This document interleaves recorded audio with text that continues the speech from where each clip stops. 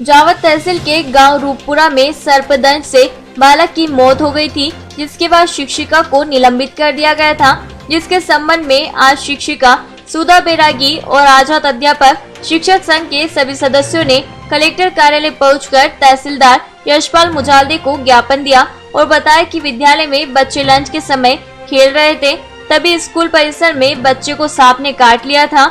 जिसके बाद शिक्षिका और उनके पुत्र देवरे पर ले गए और एम्बुलेंस को बुला लिया गया था। साथ ही परिजनों को भी सूचना कर दी गई थी। प्रशिक्षक ने कहा कि बालक को नीमच जावद जिला चिकित्सालय उपचार के लिए ले चलते हैं, पर परिजन ने मना कर दिया और कहा कि देवरे से हमारा बालक ठीक हो जाएगा।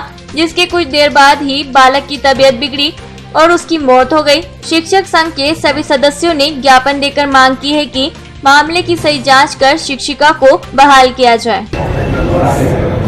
सब बच्चों 27 तारीख की बात है और लंच समय चल रहा था। उस टाइम पे वेस्ट चल रही थी, कुछ बच्चे खाना खा रहे थे, कुछ खेल रहे थे मैदान में और मैं भी वहीं स्कूल में बैठी थी। और जस्ट 15-20 मिनट बाद ही बच्चा एक भग के आया मेरे पास, मैडम उंगली में मेरे कुछ काट खाया। तो मैं भग के गेट की तरफ गई और वहाँ गेट पे बच्चे की उंगली से देख ही रही थी मैं, और मैंने कहा क्या काटा, इसे देख रही थी। और जब तक 2 गेट है स्कूल के, बड़े गेट में मैं खड़ी थी, पास में छोटा गेट और है, तो उस गेट से सांप निकलता हुआ दिखा। मैं बच्चे को उंगली देखते हुए देखा तो वो सांप मेरे सामने जा रहा था।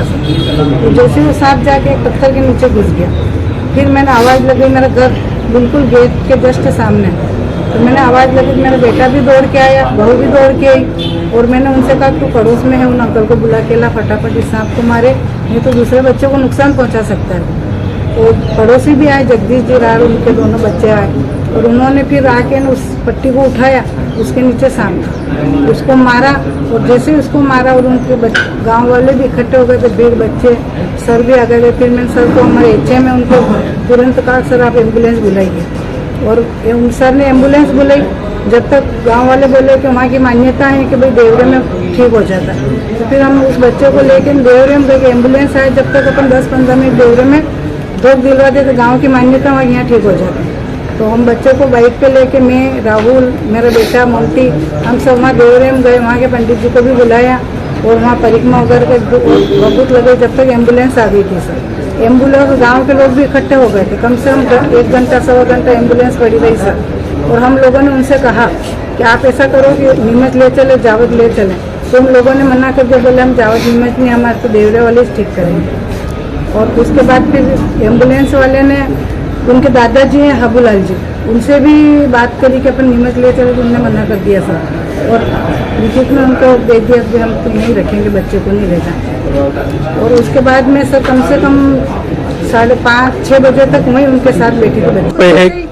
जैसे ही सर हम उनको वहाँ देवरे के उधर घूमे और बच्चों को तुरंत दौड़ा दिया, परिजन को बुला के ला, तो उनकी माता, दादाजी, अंकल और उनके और भी भाई बंद है, सारे वहाँ आ गए थे सर। सिर्फ एक पिताजी नहीं आए थे क्योंकि वो निमच थे।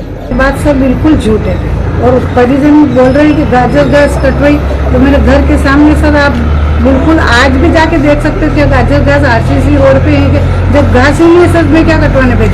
मेरे को निलंबित कर दिया गया है सर और मेरी कोई गलती भी नहीं है इसमें। RCC के रोड पे तो गाजर घास